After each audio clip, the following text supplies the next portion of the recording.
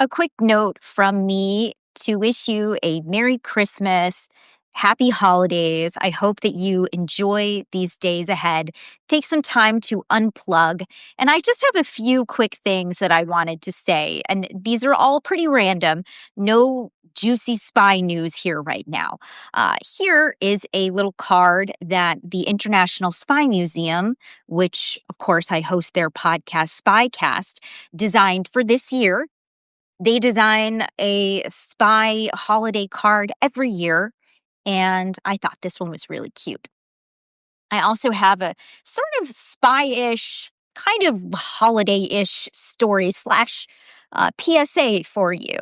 Um, Julius and Ethel Rosenberg were an American couple who were living in the United States and were convicted for espionage, for spying for the Soviet Union, and they were executed. That is sort of a strange transition from what I was previously saying about happy holidays. The reason I bring it up is because I have been in communication here and there with their granddaughter, Ivy, who has worked on research and done some documentary to bring more attention to what her family went through. Well, I got a Christmas Evite from Ivy, and the link was actually not an Evite, it was a Russian link. And this was a phishing attempt. I bring this up because this is a time of year when I think social engineering really comes into play. When people are lonely, they're wanting to socialize. What we have in common is that we all get invited to these kinds of gatherings. So we're more likely to click on a link. So, something to be careful about.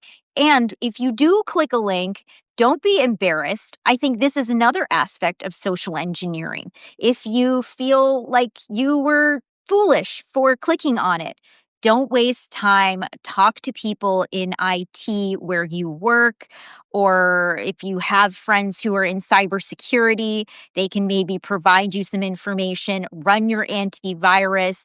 Get them out of your system because you never know what it will lead to, whether it's a ransomware attack where they hold your information hostage, delete your information, try to exploit your information, extort you. Just be on the lookout for anything like that.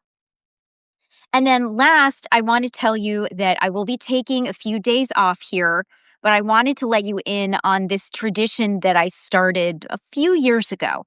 I'm not quite sure what prompted me to do this. I didn't read about it anywhere or hear about it anywhere, but you may know that I am an avid journalist in that I literally just write journals and journals. I like to document, and it also helps me process information in my life.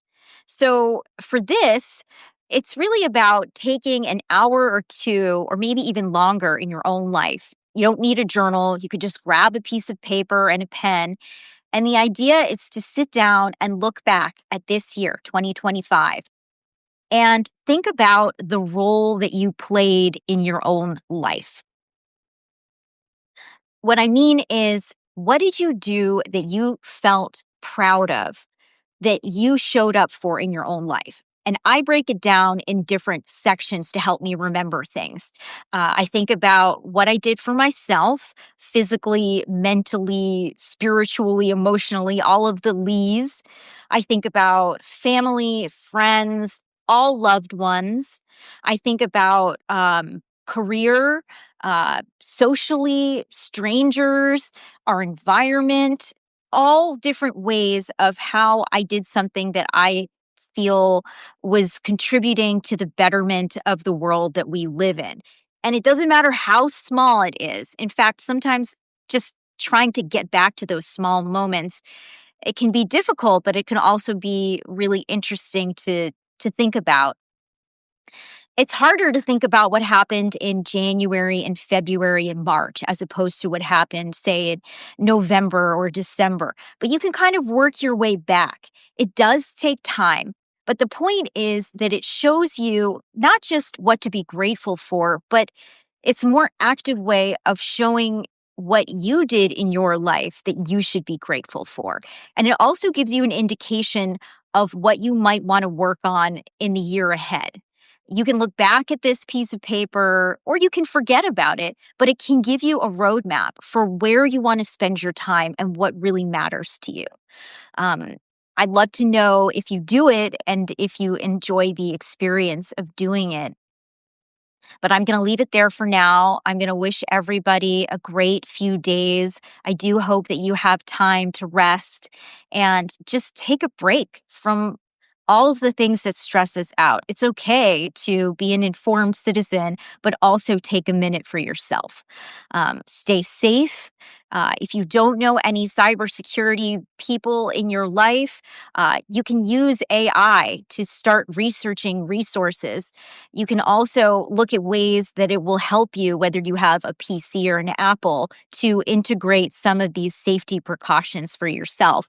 Or you can call up a friend or a family member and get them to help you too. I'm going to leave it here for right now, but appreciate you for being a part of my Substack this year. And I'll see you again in a few days.